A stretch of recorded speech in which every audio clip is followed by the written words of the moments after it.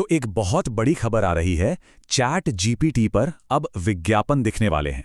और ये खबर अपने साथ एक बहुत बड़ा, बहुत ही बड़ा बिजनेस अपॉर्चुनिटी लेकर आ रही है। ठीक वैसा ही जैसा हमने पहले भी बड़े बड़े टेक शिफ्ट्स के दौरान देखा है। इसे एक गोल्ड रश यानी सोने की दौड़ की शुरुआत कहा जा रहा है। मतलब एक बिल्कुल नया मार्केट खुल रहा है, और जैसा कि हमेशा होता है, जो लोग शुरुआत में ही इस दौड़ में शामिल हो जाएंगे उन्हें सबसे ज्यादा फायदा मिलने वाला है। अब ये अपॉर्चुनिटी कितनी बड़ी है, इसका अंदाजा लगाने के लिए चलिए थोड़ा पीछे चलते हैं। याद कीजिए 2000 का दशक, वो दौर था गूगल एड्स का। फिर आए 2010, जहां फेसबुक एड्स ने पूरी दुनिया पे राज किया। तो अब सवाल ये उठता है कि क्या 2020 का ये दशक चैट जीपीटी एड्स के नाम होने वाला है? तो चलिए थोड़ा और गहराई में जाते हैं और समझते हैं कि आखिर इसे दशक में एक बार आने वाला मौका क्यों कहा जा रहा है। तो देखिए, किसी भी मौके का सबसे बड़ा आधार होता है ऑडियंस, और चैट जीपीटी के पास वो है, वो भी बहुत बड़ी तादाद में। 1 अरब, जी हाँ, 1 अरब से ज्यादा लोग हर हफ्ते इसे इस्तेमाल करते हैं। यह आंकड़ा दुनिया के कई बड़े सोशल मीडिया प्लेटफॉर्म्स को टक्कर देता है। और यहाँ एक और दिलचस्प बात है, इन 1 अरब यूजर्स में से करीब 95% लोग फ्री यूजर्स हैं। मतलब वो लोग जो पैसे नहीं देते। इसका सीधा सा मतलब ये है कि एक बहुत बहुत बड़ी आबादी है जो इन नए विज्ञापनों को देखने वाली है। ये जो सिचुएशन है ना, ये बिल्कुल गूगल और फेसबुक के शुरुआती दिनों जैसी है। सोचिए, एक तरफ करोड़ों की ऑडियंस है और दूसरी तरफ गिने चुने एडवर्टाइजर्स। मतलब साफ है, कंपटीशन अभी बहुत कम है और लोगों तक पहुंचने का मौका बहुत ज्यादा। ठीक है, तो मौका तो बड़ा है, पर सवाल यह है कि ये विज्ञापन काम कैसे करेंगे? क्या ये पुराने विज्ञापनों जैसे ही होंगे? चलिए देखते हैं। चलिए एक उदाहरण से समझते हैं। मान लीजिए कोई चैट जीपीटी पर जाकर लिखता है, मुझे 5000 रुपए के अंदर सबसे अच्छी लेदर जैकेट कौन सी मिल सकती है? अब ये एक बहुत ही सीधा सवाल है ना? इससे साफ पता चल रहा है कि पूछने वाला खरीदने के मूड में है। तो जवाब में चैट जीपीटी क्या करेगा? वो जवाबों की लिस्ट में सबसे ऊपर एक स्पॉन्सर्ड रिकमेंडेशन दिखाएगा।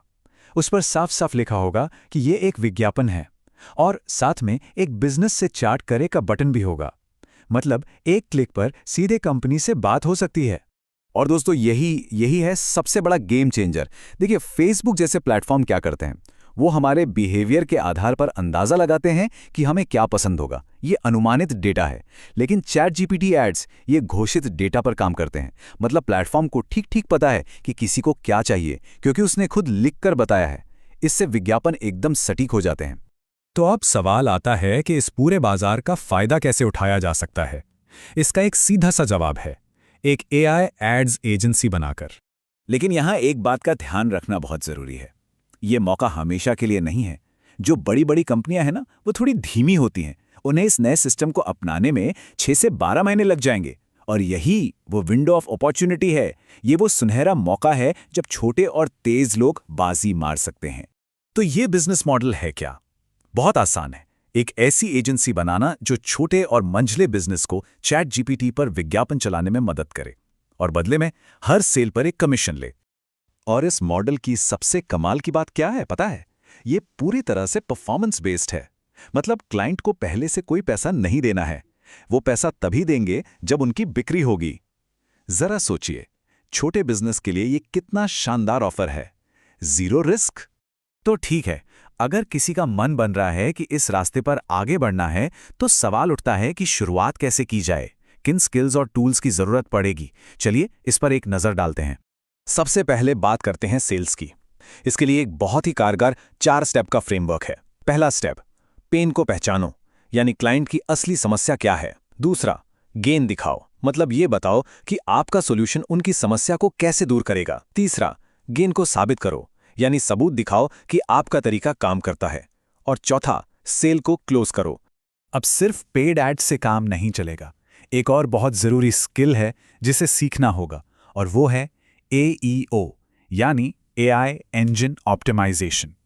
ये बिल्कुल SEO जैसा ही है, बस यहां मकसद गूगल पर नहीं, बल्कि AI चैट के ऑर्गेनिक, यानी बिना पैसे वाले जवाबों में बिजनेस को टॉप पर लाना है।